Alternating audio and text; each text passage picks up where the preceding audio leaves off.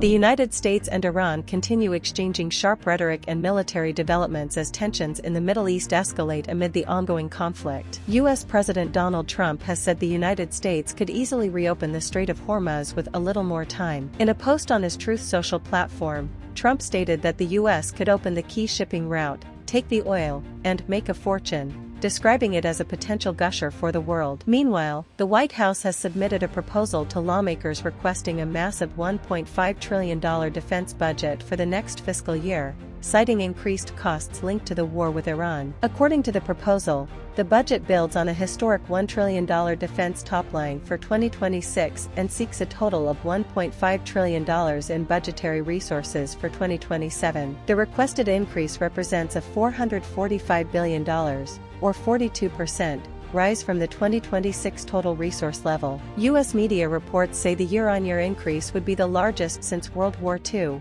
although presidential budgets must still be approved by Congress. In Washington, Democratic Senator Chris Murphy, a member of the Senate Foreign Relations Committee, said he believes senior U.S. generals may be telling Defense Secretary Pete Hegseth that plans related to Iran are unworkable, offering his view on why top military officials are being dismissed. Iranian President Masoud Pezeshkian has meanwhile questioned whether threats made by President Trump to bomb Iran mean anything other than a massive war crime. He said he raised the issue during a phone call with Finnish President Alexander Stubb, noting that history is full of those who paid a heavy price for remaining silent in the face of criminals. Earlier this week, Trump threatened to bomb Iran back to the Stone Age during a primetime White House address. On the battlefield, Iran's Fars news agency reported that the Iranian military is searching for the pilot of a U.S. fighter jet allegedly hit by an air defense system. U.S. Central Command, responsible for American military operations in the Middle East, has not immediately responded to requests for comment. Iran's military spokesperson has also warned that any attacks targeting the country's bridges, power plants,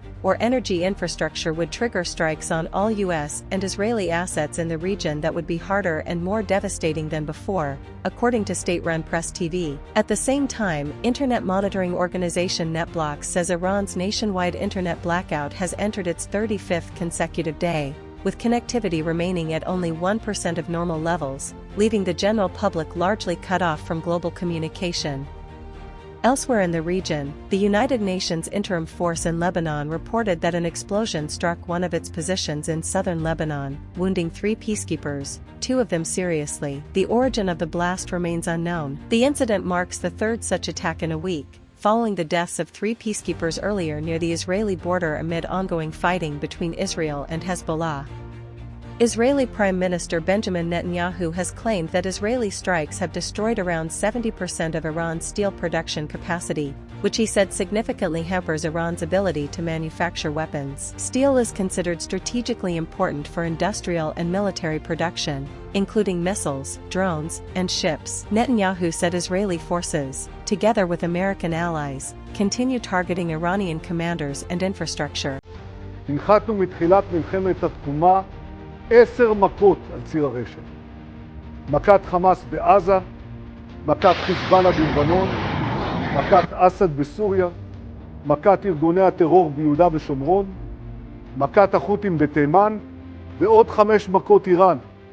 מכת הגרעין, מכת הטילים, מכת תשתיות המשטר, מכת כוחות הדיכוי ומכת בכורות. ובמקרה שלנו, מכת בכירים.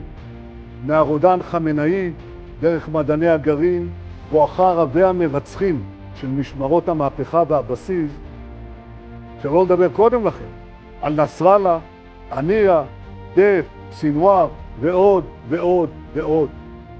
Iran has condemned U.S. and Israeli strikes on bridges, calling them a war crime. Foreign Ministry spokesman Esmail Baghai said attacks on Iranian bridges resembled war crime in the style of ISIS terrorism, following damage to a major bridge linking Tehran and Karaj. Diplomatic efforts are also underway. Pakistan's Deputy Prime Minister and Foreign Minister Ishaq Dar held discussions with Saudi Foreign Minister Prince Faisal bin Farhan, stressing the urgent need for de-escalation and dialogue. The two leaders also discussed the Pac-China five-point initiative for peace in the Gulf and Middle East and reaffirmed close bilateral coordination. Meanwhile, the United Arab Emirates Defense Ministry said its air defenses intercepted 18 ballistic missiles, 4 cruise missiles, and 47 drones launched from Iran in a single day. Since the start of the war, the UAE says it has engaged 475 ballistic missiles, 23 cruise missiles, and more than 2,000 drones.